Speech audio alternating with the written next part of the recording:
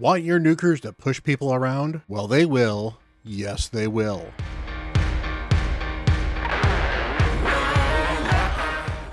Hello, everyone. Bront, CatHerder here. We're having some fun talking Raid Shadow Legends, and I will not take you for granted.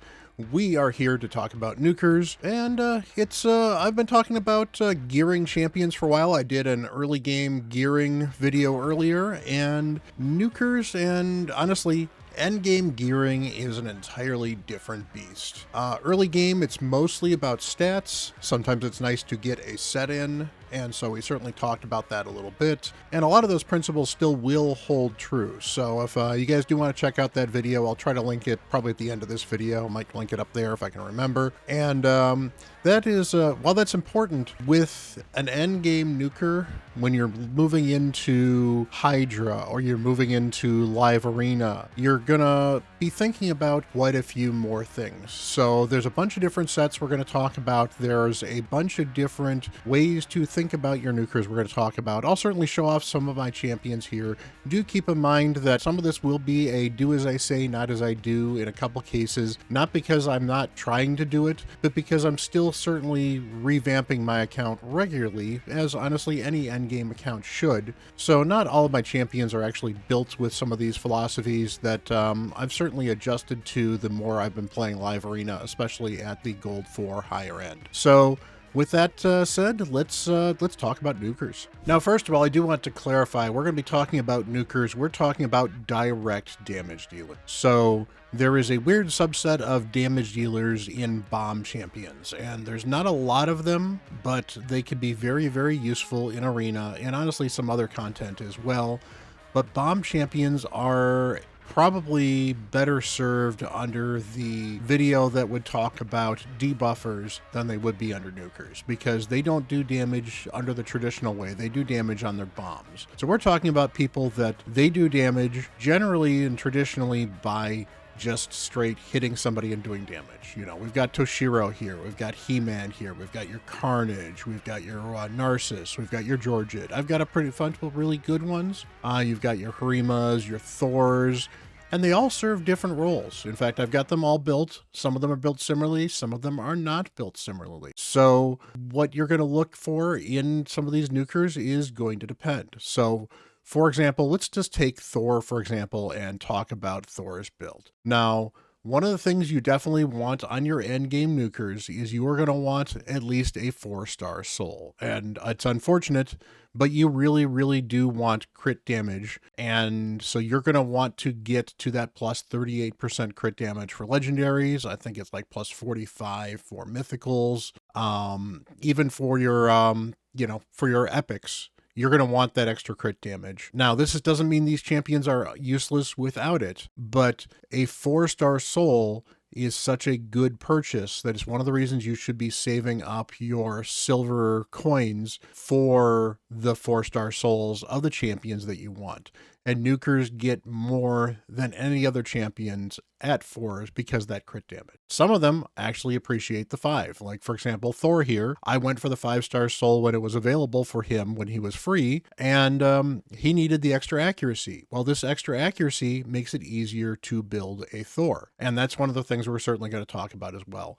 One of the things you do want to focus on with a nuker is what kind of role you're going to use the nuker in. Is this nuker going to be a PvE nuker? Is this nuker going to be a PvP nuker? Or are they going to be a little bit of both? And there's nothing wrong with being a little bit of both. In fact, I could certainly drag this Thor into PvP and not be upset with him in this build, even though this build is a PvE focused build based on the stats and the sets and the gear I've used. But as you get later and later in the game, you want to start to specialize your champions quite a bit more. So for Thor is the other thing you certainly need to figure out with your damage dealers is, do you need accuracy or do you not need accuracy? And once you know how much accuracy you need, then you start figuring out getting to that accuracy number. And honestly, you kind of want to stop there. And that's one of these things that, for example, my habits have actually been get as much accuracy as possible while getting as much speed as possible. Well, my Thor has 530 accuracy almost. I don't need that much accuracy. I use him in Hydra. In fact, I use him in hard Hydra. So he doesn't need 530 accuracy. He only needs 250 for hard. If I wanted to be able to use him in Nightmare, maybe he'd need 300 or 350. And if I wanted to use him anywhere else in the game, really it caps out at about 450. So I could, for example, get rid of this accuracy banner, although that's got a quad speed roll. I completely forgot he had a quad speed roll on that. So maybe I can't get rid of that accuracy banner. Or maybe I could find some of these other pieces that have some accuracy substats and find ways to replace them with some other stat and get myself some more other stats instead of just having the accuracy here as well. So knowing how much accuracy you need and kind of hitting that pretty exactly can be a great way to get your builds better. It is very easy to say, I want all the speed and all the accuracy I can possibly put on a champion, and then find out that you have oversped them or you have over accuracied them to do what they need to do, that you could have instead spent that into damage.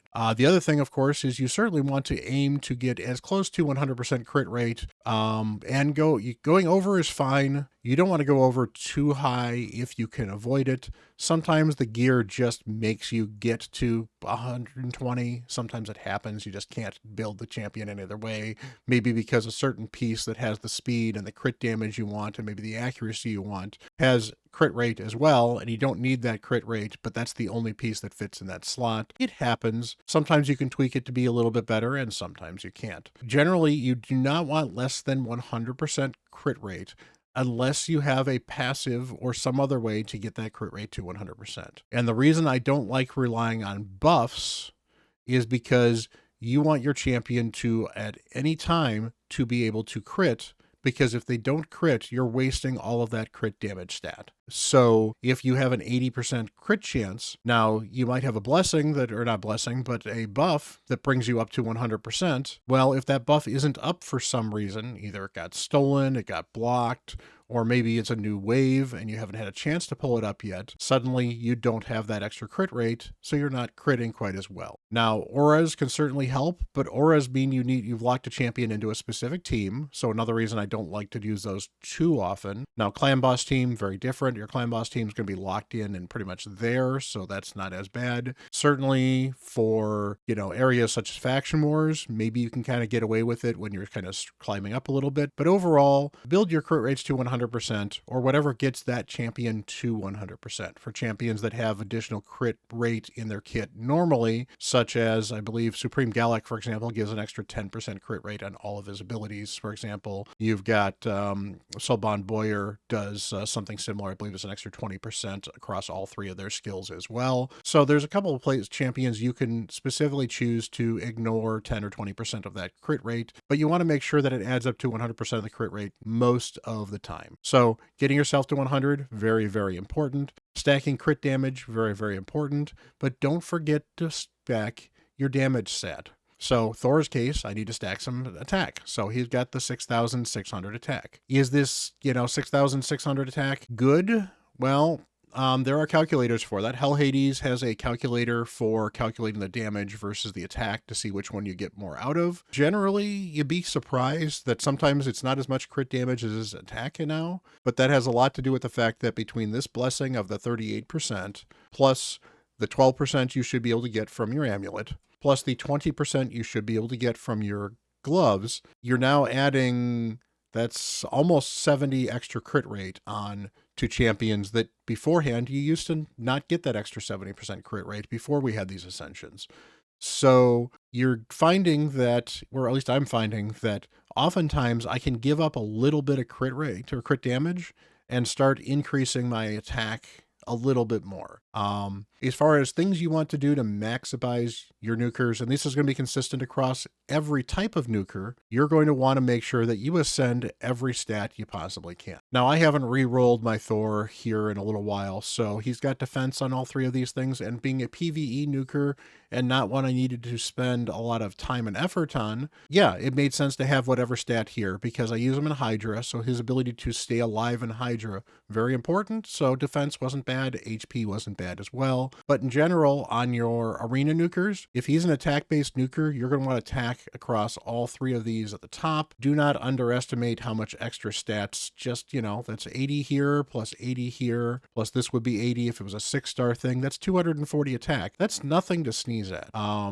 Crit damage here is good. Here's a place where I actually could probably save on accuracy by re-rolling this and getting attack percent instead. So on this Thor build, I would be better served to get 20% additional attack here, because that's going to be an additional 300 attack with Thor. That's going to add a ton of damage and not really impact my build that much. So that's probably the best thing I should do. And then finally, you're going to want to make sure you're getting the percentage stat, or you're going to be wanting speed on your boots. Now, here's the thing. This Thor, again, built for hard Hydra. So he's actually a good speed for hard Hydra at 230, and you'll notice he still has attack boots. I could get these to speed, get him a little more speed, wouldn't be the worst thing. And for PvE or PvP, I probably do want that for the end game, because I probably want my Nukers to be at least 250 speed at this point in time, maybe close to 300 for the ultra end game of that.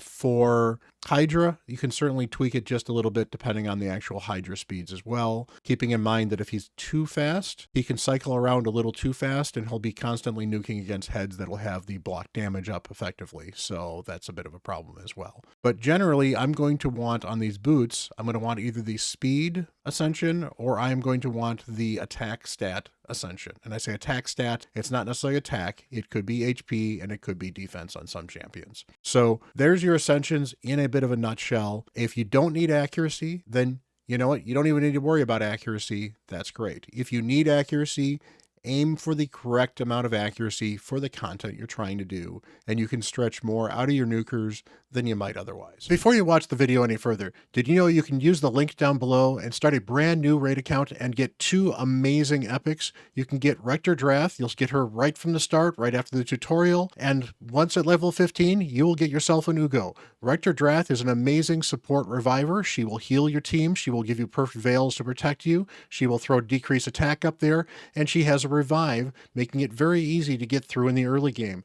And then on top of that, Ugo, you get at level 15 again, is a wonderful support champion. She does decreased defense, she does block buffs, she does healing, she does cleansing. She is an absolute great champion. Very helpful early game, very helpful at end game. They are very good champions in Hydra. They are very good champions all over the game. I use them regularly on every account that I work on. They are great champions and you can get them for free. But not only that, but in the first 72 hours of your account, you can use code Monkey King to get Sun Wukong, or you can use Supreme 6 to get yourself a Supreme Gallic. Both are amazing legendaries. Supreme 6 is a void legendary, so go for Gallic, I suspect. But you know what? Either one of them is absolutely amazing. Start a brand new account today. The steps are very easy. Log out of your Polarium Play account on PC, or simply uninstall Polarium Play. Create a brand new account using the link. Download from there. Run the install. It'll start up Polarium Play, and boom, there's your new account. If you are on Android or iOS, if you've never played before, you can download using my link and get the same benefits as well. It is an absolutely amazing way to start a brand new account, be it a free-to-play, be it a high-spend account, whatever you want to do. It helps support me, it helps get you into the game, and it's a great way to have some fun. Now let's get back to the video. Now the next important part is dealing with the sets on your champions. Now, there's a couple of different damage dealing sets on your champions, and for PvE, it is really kind of hard to compete with Merciless. Merciless gives you 30% chance to reduce the cooldown on a skill when dealing damage, which damage dealers are going to be doing. You get 35% ignore defense. And with the full 9-piece set, you also get a 15% chance of getting an extra turn. So you get effectively a relentless, savage, and reflex set all in one. Not quite as good as any particular one of those other than the savage set. It's actually better than a savage set, but you get a bunch of extra nuking stats as well. The only stat that is not universal in this entire set is the 1-piece set being plus 10% attack. Now I've got this on my Narcissus here. My Narcissus is wearing 6-piece Merciless. He doesn't have 10% attack, so that's not going to help him too much. In fact, that could be a bit of a detriment. I guess the 5-piece does have the 15% attack here too, but overall, crit damage, great. Speed, great. Ignore defense, great. Chance of randomly decreasing cooldowns, great. 5% extra speed here, 15% extra crit damage, the extra turn, all would be great. Otherwise, you certainly need to look at champions and figure out what other ways can you protect them in case they might need some protection. But generally, most damage dealers, you want to ignore defense. Once you get to 100% ignore defense, then you may actually not need some of these merciless sets. Some champions ignore so much defense already that they don't need the extra 35% or whatever it is from these sets. So Gizmak, I guess, is a good example. Gizmak does so much damage in the way his multipliers work, combined with the fact that he ignores defense on his skill by default, he actually doesn't need Savage to be able to nuke. So that's an example. But for most nukers, we're going to need some way to ignore defense. So we are going to go look at the masteries here. And the masteries, let me hide myself. We are going to want Helm Smasher on just about every nuker, even your Gizmax, as we were talking about before, if he doesn't ignore 100% defense. But Helm Smasher is just such a good ability. Yes, it's a 50% chance, but we're often doing AoE attacks. So generally, if you're hitting 4 champions, you're going to hit Helm Smasher approximately twice, and ignoring defense is the best way to do damage in Raid Shadow Legends. So Helm Smasher is absolutely the beast of the mastery here. The rest of these masteries are certainly flexible. Obviously crit rate better than attack in most cases. Now if you've got your crit rate overmaxed, then you can certainly go with attack, but I think this is a safer one that you don't have to constantly rebuild the champion, just in case you have to rebuild them later. So go with the crit rate. I think it's a better option. Crit damage, absolutely amazing. I like Whirlwind of Death on a lot of my nukers because Whirlwind of Death means that you are going to get additional speed as you kill people. And again, speed can kill in this game, and speeding up as you continue to kill people, very, very helpful. Cycle of Violence can be very good on nukers, particularly arena nukers, because you can get the big skills back a little further. Don't discount that. Ruthless Ambush can be very good if you want to kill people in one shot. It's kind of shifted from the meta a bit as people have Stone Skin, so this doesn't inflict as much damage as it used to, but still a very, very good thing to get, particularly on nukers that you're going to try to nuke through Stone Skin. So things like your Sigfrins or even your Hegemons in the current meta, the Ruthless Ambush is probably well worth it on those champions. And yeah, that's those are some of the highlight masteries here. We're looking to ignore defense. So if you're not going to be using Merciless, which to be fair, Merciless is great on champions, particularly champions that have some way to defend themselves. So your Tauruses of the world, your Leoriuses of the world, your Rhoduses of the world, champions that have built-in abilities to not die when they take damage. You don't necessarily need something like a Stone Skin on them. You can use 2 other sets or another set other than your Savage or your Lethal set, or even, you don't have to necessarily go with Merciless, or Merciless you can go with. Merciless is difficult to go with from a nuker perspective in Arena, just because it does require 6 pieces, which means you cannot get another 4-piece set on. So pick and choose who you're going to use Merciless on. Narcissus, maybe not the best option, but because he's an HP-based champion that's already fairly tanky, Narcissus is not a bad option to not have another set, and he fit with this Merciless particularly well. I probably do need to reevaluate my Narcissus at some point in time, but I recently stole some of his gear for my Toshiro, for my Nice, and as a result, I needed to redo him, and Merciless is what he ended up with. So if you're going to be using mixed sets, well, what kind of other mixed sets might you want to use? Well, Carnage, for example, I've got Lethal and Stone Skin. The Stone Skin is to keep him alive long enough to continue to do his counterattacks. The Savage, or the Lethal, I should say, which is effectively the same as Savage, ignores some defense. So he hits very hard all the time, and he can stay alive at least until he gets his first turn. So Stone Skin, very, very helpful. You don't have Stone Skin, or maybe you want to build somebody that's already got the natural tankiness and they don't need Stone Skin, like a Nice. Well, that's where something like a Feral may come in. Feral will give you the block debuffs for 2 turns. So while you won't have the Stone Skin, so you won't actually be in stone, you'll have block debuffs, which will protect you from bomb champions. It will protect you from CCs as well, just as well as the Stone Skin might. You'll get some additional benefits. In this case, you'll get extra speed and accuracy. Not that that's particularly useful for Nice, but the block debuffs can be very, very useful as well. Now, Feral in particular is good for this because Feral has the accessories. And the problem with Lethal and the problem with everything other than Merciless is there really is no ignore defense set that doesn't also need accessories and needs to get to 6 stars. Or not 6 stars, but 6 pieces. So your Slayer set and your Merciless set need 6 pieces to get to their ignore defense. Everything else just needs 4.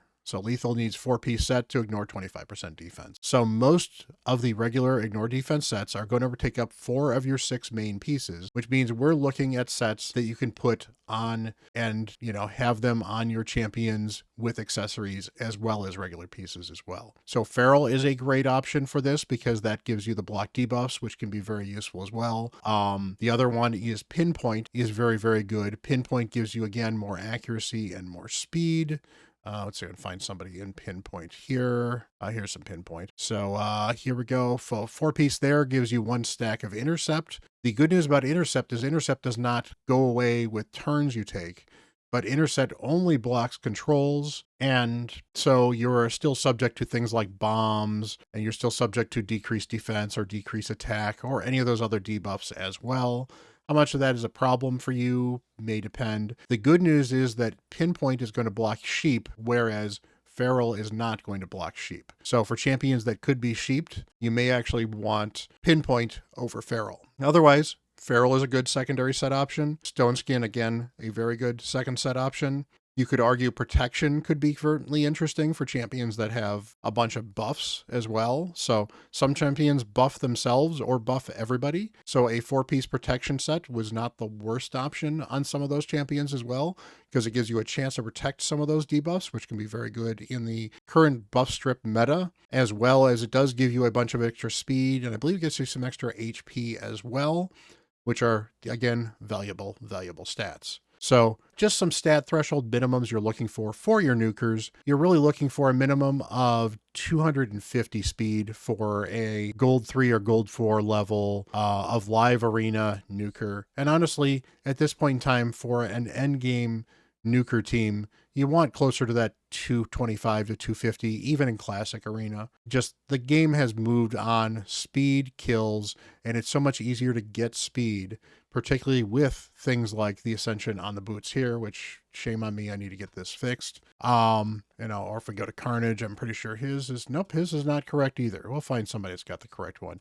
Here we go. Yep, that extra 12% speed makes a huge difference here as well. So make sure you're getting your champions to be reasonably fast as possible. We're looking here at my Toshiro. My Toshiro is probably a little slower than I'd like.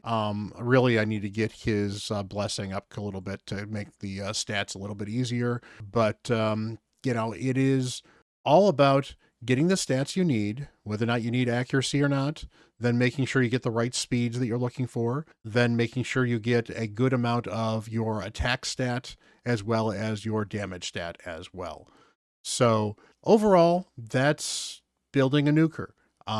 You're looking for things that ignore defense on most of them. You're looking for another set that's going to give you something interesting. Stone Skin's the easy default, but the advantage of something like Feral is that you're not worried about bombs because bomb champions won't be able to land the bombs at all, whereas a Stone Skin champion might be able to land the bombs. There are also plenty of ways to ignore Stone Skin, so sometimes you don't need that as well. And honestly, you're going to need Stone Skin on so many champions anyway, especially in the end game. Sometimes it's nice to not have to pull some of your good Stone Skin pieces for your nukers, but you could save those for other champions that might need those particular pieces as well, depending on what kind of stats you have.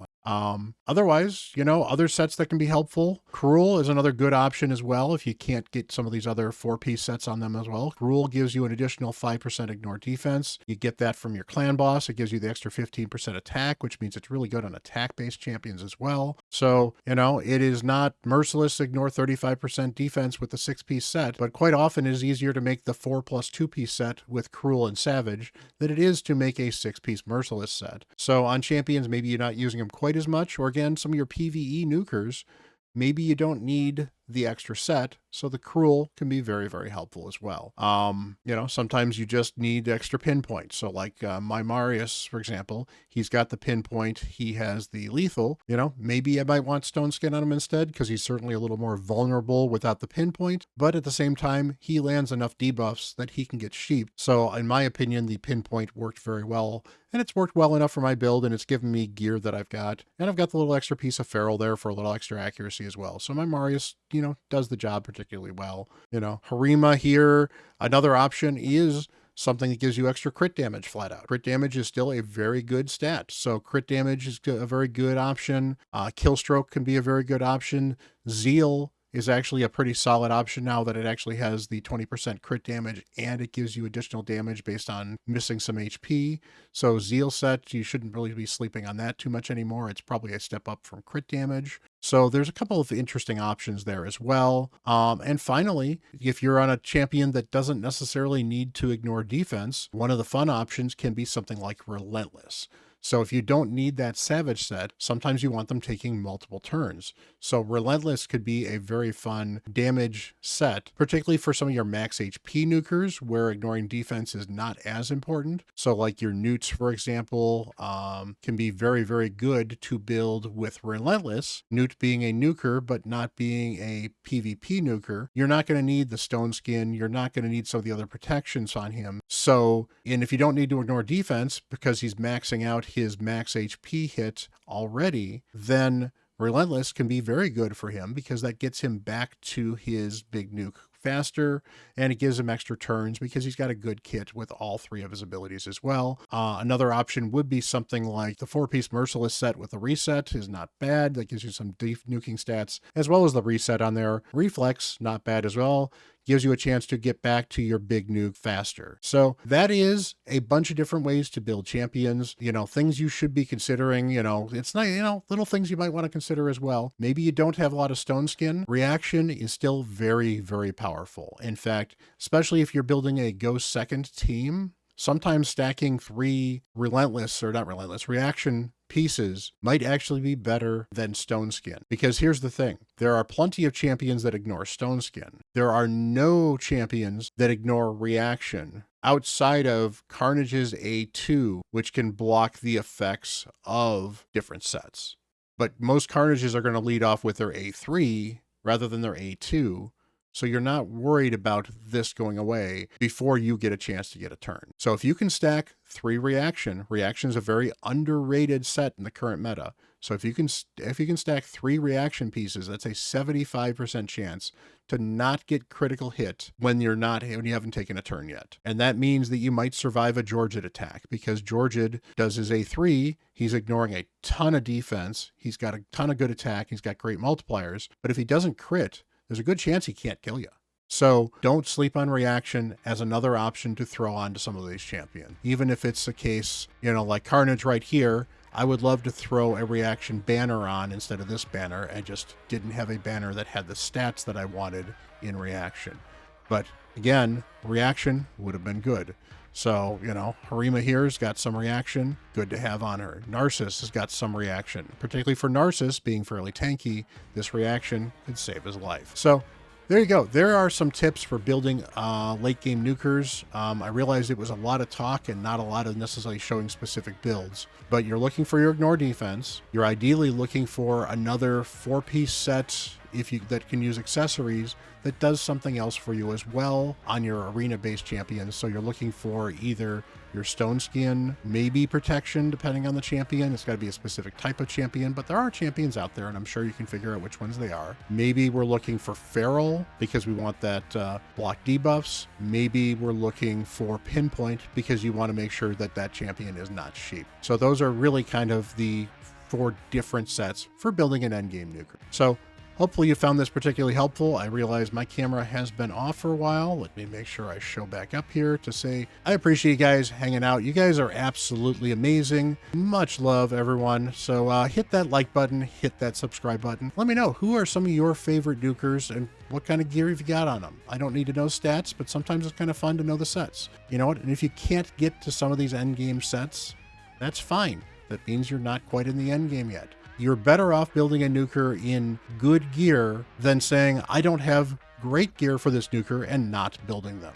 So if you can use them in any way, shape, or form, you'll find you'll end up in an arena area where it's probably well suited for you. Hopefully you'll start matchmaking with people that make some sense. And honestly, some of these ultra endgame builds you don't need for classic arena, and you don't even need it for early to mid tag arena. Some of the stuff we're talking about is getting into gold tag arena, getting into gold 2, gold 3, gold 4 tag arena, and of course getting into gold 3 and gold 4 live arena. So, have some fun, have some nukage, and until the next video, I'm Bront CatHerder.